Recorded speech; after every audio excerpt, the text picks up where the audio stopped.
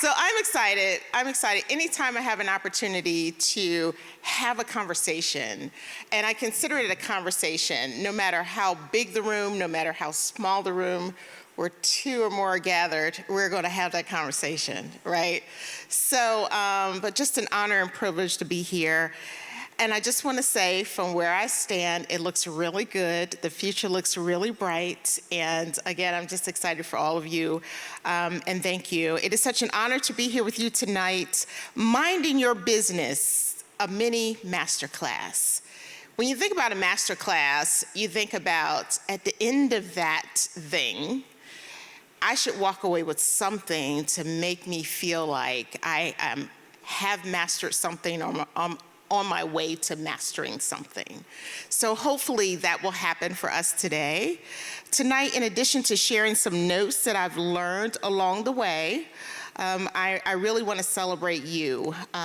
Anytime women can get together, young women, young adult women, seasoned women, tenured women, it's just something that happens because the world truly revolves around us as women. So give yourselves a round of applause, because ladies, y'all doing it. Like we are truly, we're doing it. And so you should be proud of just being who you are, being in the skin that you're in. Every woman who leads, I want to say hello, I see you. Every woman who makes endless sacrifices, I want to say hello. To every woman who has ever had to pick yourself up, dust yourself off, and try again, I say hello, I see you. And girlfriend, I invite you right now to inhale. That food smells so good. And exhale. It's okay tonight for a moment for us just to be friends and to have a conversation. Ladies, the strands of our pearls have been strengthened by the life and legacy of our amazing First Lady Jakes. Join me in celebrating and honoring her tonight. Yes.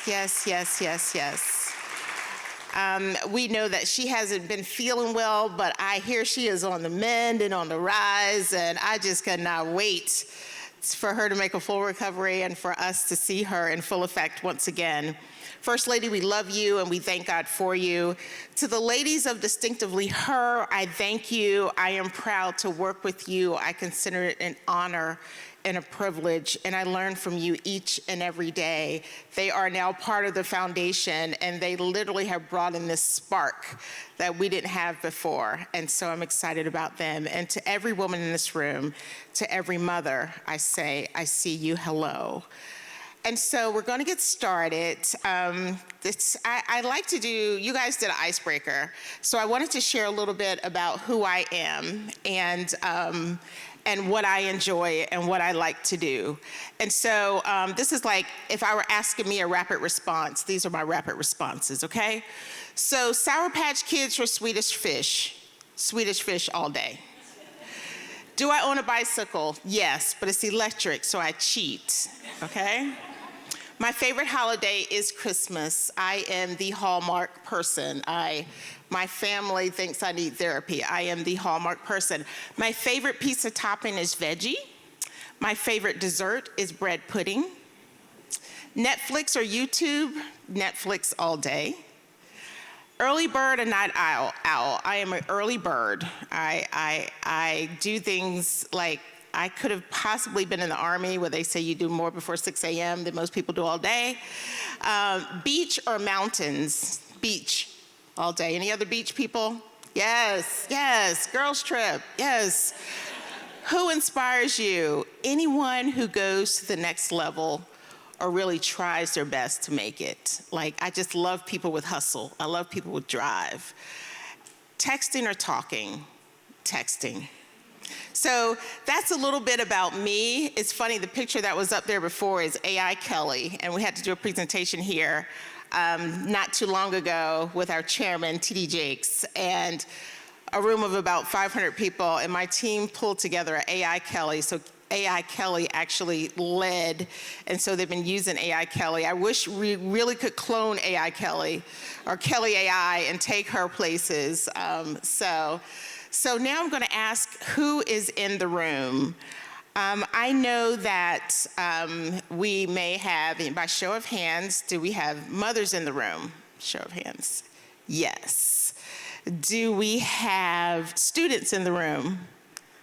Show of hands, yes. Awesome. Do we have full-time employees in the room? Yes. Do we have business owners in the room? Yes. Awesome. Do we have women that have traveled internationally? Yes. Wow. Do we have women that are taking care of their grandchildren? Show of hands. Yes. Do we have college students in the room? One. Yes. Awesome. All right. So when I look at the room, I just see leadership. Leadership is defined in so many different ways. And I wanted to share a little bit about my journey.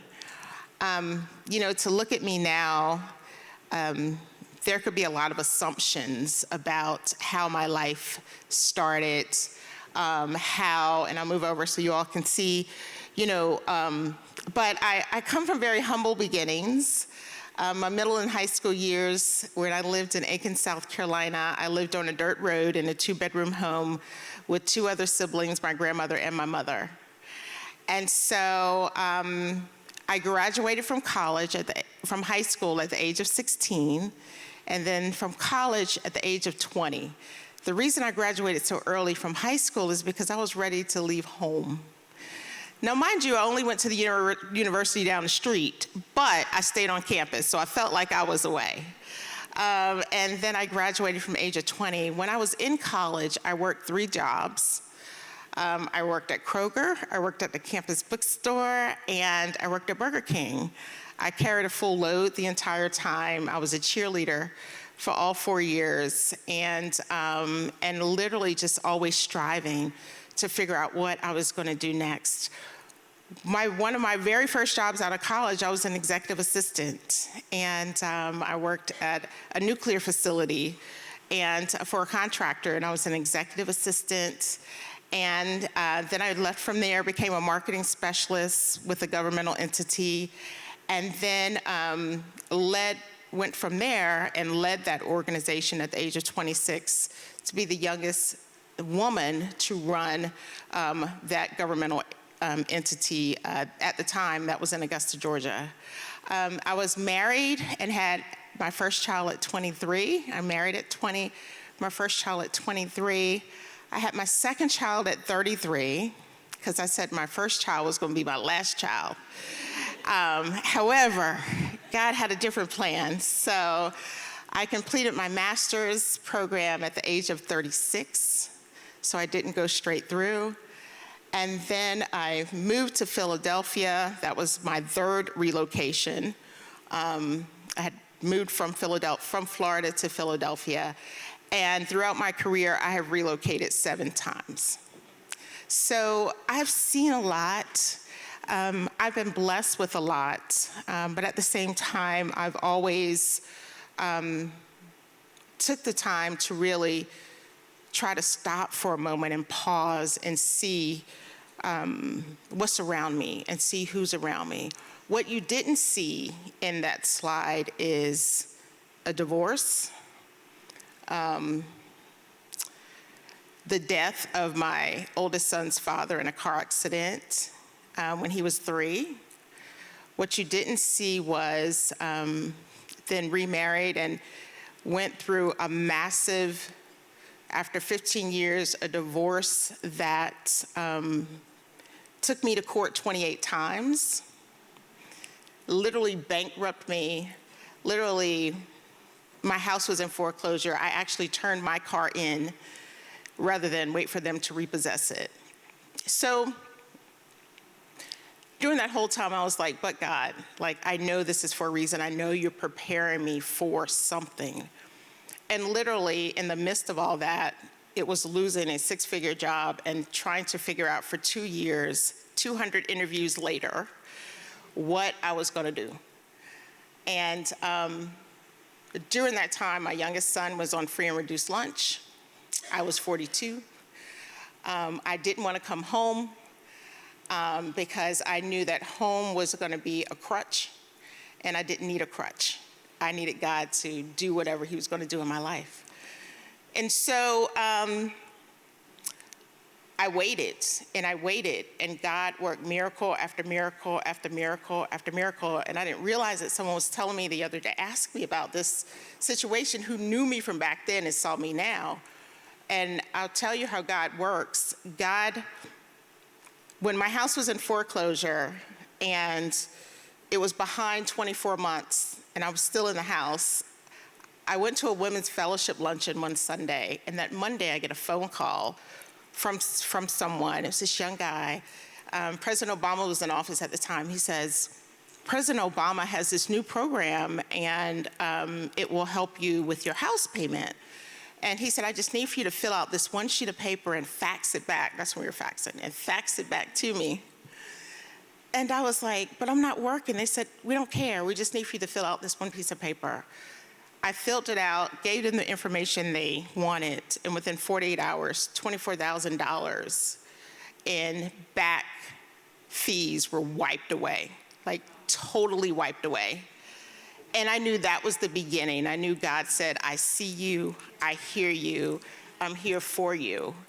And literally about a month after that, I got a job making more than what I was making when I left the workforce 2 years ago.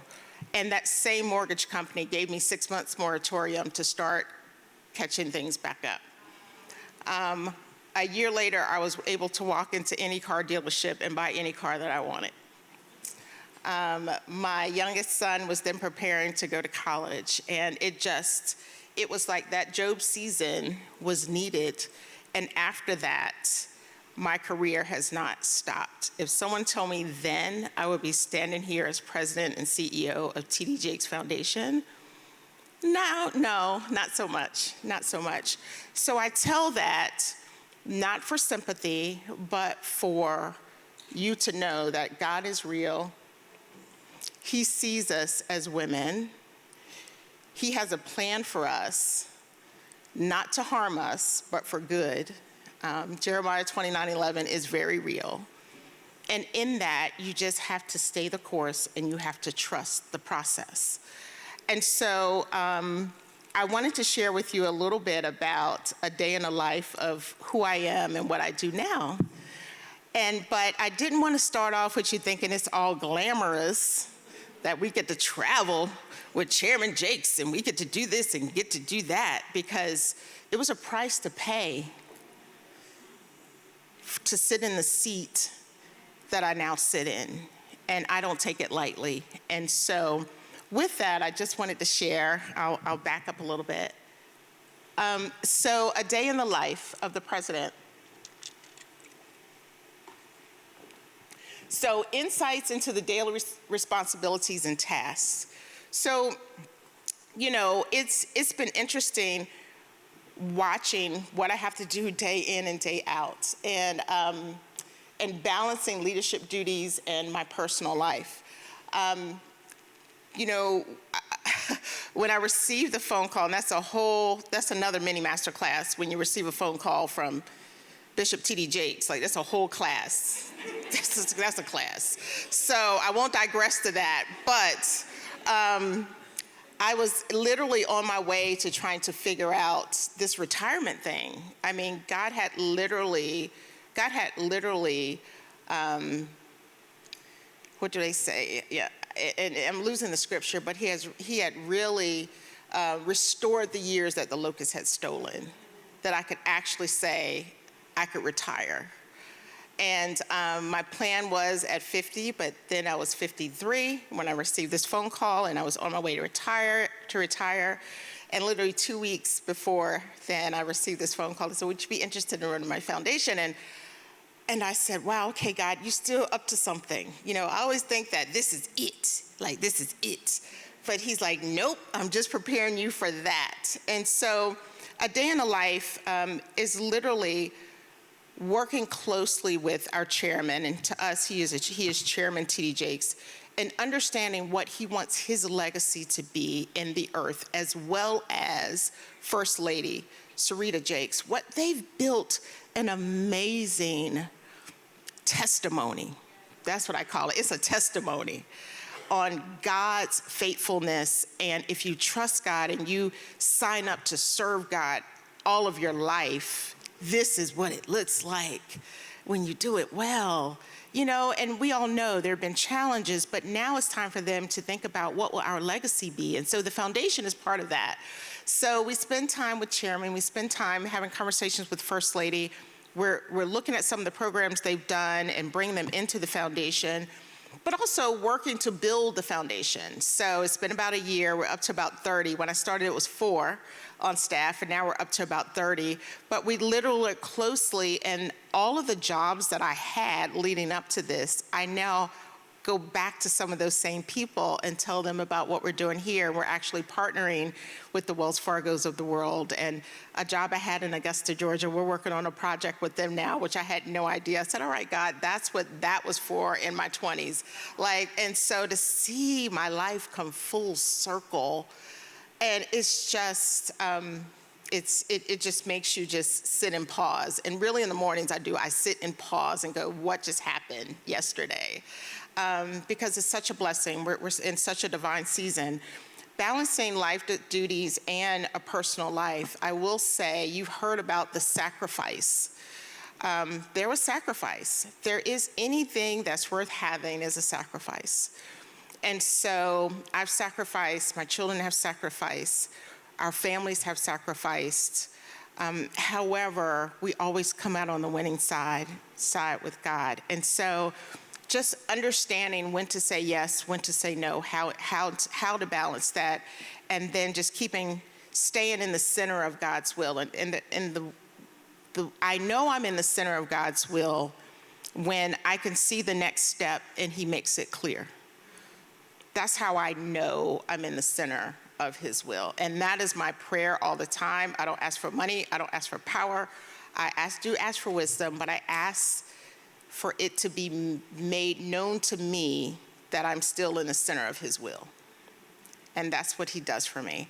And so the steps to becoming a leader, which you see behind me, is really positioning yourself for success. And, you know, I talked about that. And positioning yourself isn't just going to school. It is positioning yourself mentally, physically, emotionally, spiritually to handle what's going to come at you. So really grounding yourself, and I'll say it in this room, in the Word of God, and surrounding yourself with women that have been on the journey. Everything I've been through, someone else has been through that. And so finding people that can now reach back and help bring you along, cultivating leadership qualities, that doesn't just happen in courses I've taken at Harvard or Cornell, and I've done that. Leadership for me happened in the trenches. It taught me how to lead with less. It taught me how to lead when no one was with me. It taught me how to lead when it was dark. And that's where, to me, I cultivated most of my leadership qualities, was on my knees in the dark. And God saying, I have an assignment for you and I've got to get you ready for it. Embracing the mindset of a winner. I knew, just because of who I am and how I was raised, I know the devil had been defeated. Like I knew how the story was going to end. Like, so just know, you know how the story is going to end. We all know. We have the book. Back in the day, they didn't have the book. We have the book. We know who wins. And so I knew how it was going to win. I knew how it was going to end. I knew I was going to end up a winner. I just didn't know when. And that was the faith walk. That's when I had to trust. And so what I did and what I continue to do all the time, I have every year, and now our kids, Oh, and so happy ending. I went on and got remarried, and it was great.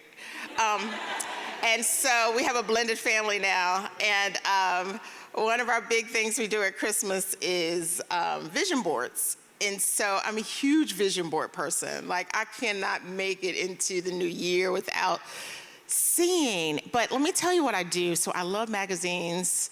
And our daughter's like, you're probably the only one who still reads magazines, so you probably have all the magazines in the world. But I love magazines, and we use them for our vision boards. And I do my vision board, but I don't just do it. I also find the scripture that ties back to whatever I've put on there, right? So when I see something that I want, if I want a new home, when God says, you know, you will have life and you have it more abundantly, like I steep it in scripture, right? So like when I'm questioning it, I was like, well, God said, you said, God. So, you know, and literally everything I've put on my vision board over the past 5 years has come to pass in that year. And so when I say the importance of having a clear mission and vision, that's where my mission and vision starts. It starts on my vision board. I have to see it. It's conversations. In our organization, we get together and talk about the vision. We talk about strategy. You have to understand, you have to have a roadmap in all areas of your life. And then in that, as I mentioned, creating your own personal mission statement and then envisioning your future and the aspirations. You have to see it, or surround yourself with people that will see it for you, because it's a lot of things that I don't see for myself, but other people see for me. And I have to continuously be around, find my way back to those people and ask them, what do you see? Because right now from the seat I sit in, it just looks very hazy. Like, I don't know. And it's good when you have great people that can speak into your life. And so that's what I would say about developing a personal mission and vision statement. So I've talked about a few things, and I want to open it up for questions, but these are like 5 things I want you to know before you go. And some of my lessons learned. So get here so I can see. The first one says, always take the high road because it never runs out. It never runs out. Always take the high road. You may not want to, but trust and believe when I say, always take the high road in any situation. And you have to know what that situation is for you. And say, beyond, you know, what would Jesus do? Say, what is the high road in this? And it will never run out. I had a good friend tell me that. Another one was, never, ever compromise your integrity. Ever. I had a leader tell me this one time. I sat down for my performance review, and she said, before I get started, the one thing I want to say is, you never, ever compromise your integrity. You never. Like, we can put you in a situation, and I didn't realize I was being tested.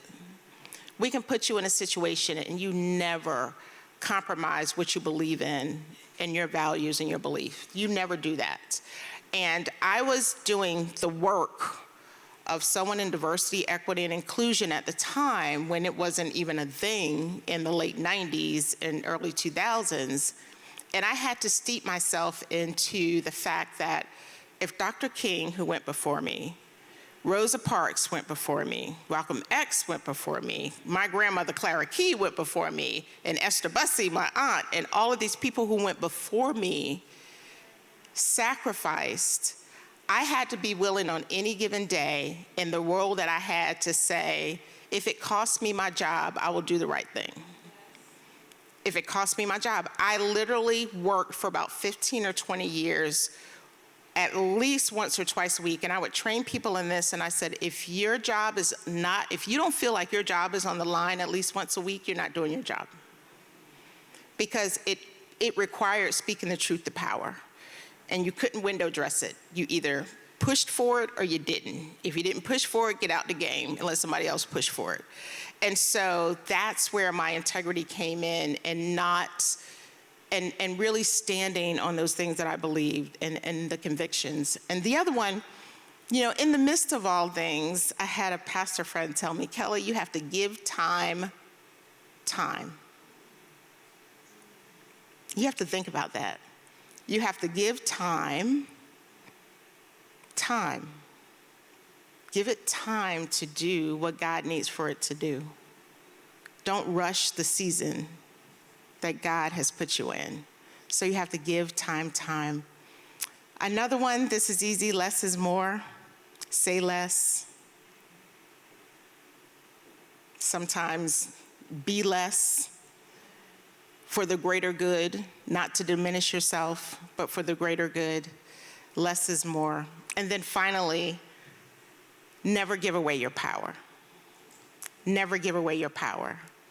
And I love it because my new boss, he told me one day, we were preparing for this great strategy meeting, and he and I were like tag teaming, like in a pretend strategy meeting with some of our team members. And he got up and I got up and I was bouncing off of him, he was bouncing off of me, and I was like, I'm gonna keep doing this. I'll never get on the stage with TD Jakes and preach. Like, I was like, we were going back and forth. And so when it came time for us to, when the night before this huge strategy meeting and I had to present, he was going, I said, why don't you present it? And you know what he said? He said, never give your power away. It's your power. This is your time. This is your stage. This is, you do it. Don't even give it to me. Don't give your power away. And so I'll say, don't give your power away.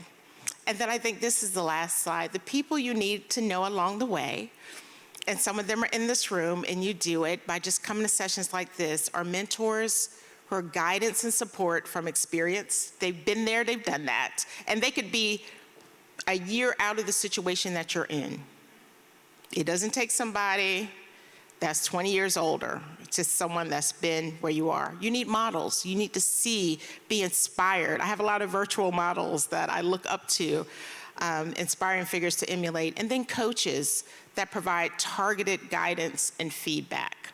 I have a few coaches in my life, depending on the situation, and they know me, they know my family, they know a lot about me. And so those coaches can really go in very laser focused and help me do what I need to do. You can't see this, but I'm gonna leave you with a few books that I'm a huge reader by Audible, I will say that. So I wasn't sure if we're gonna have some high school kids in here, but one of my favorite books is Oh, the Places You'll Go. Isn't that great? Has anyone read this? Oh, the Places You'll Go. You can read this at 100 and it still makes sense, right? Dr. Seuss did that thing. So, Oh, the Places You'll Go. The other book, and there's some more there, but, and we're gonna be lucky enough for a few of y'all to get this tonight. It's called Life List for Women. And it's amazing. It's 101 inspirational thoughts for women of faith. And it just talks about vision. It talks about 5 steps to reaching your goals. And it's all steeped in God's word. And I pick this up every morning after my devotion, and I just open it up and see what page I hit. And it's my little, one of my mentors in a binder. That's what it is, kind of bound up. And so, but I have other books I really encourage you to read. A lot of them are on leadership. Some specifically are for women, and I encourage you to do it. And so you'll actually have a little card that you're gonna take with you as well with some of my key points on it, a takeaway. So we'll make sure that you get that. So before I close or open it up for questions, I just wanna say, life is short. Life is short, whether you're 20 or whether you're 80, life is short. And you don't measure it in years, you measure it in experiences, and you measure it in opportunity. And so experiences can come every day. Opportunities may not come as often, but when they do, lean into them. Don't give your power away. Stand for who you are. Don't compromise your integrity. And at the end of the day, the beginning of the day and at the end of the day, always thank God for giving you the opportunity to be on the assignment that He's called you to be on in this moment in time. Thank you so much.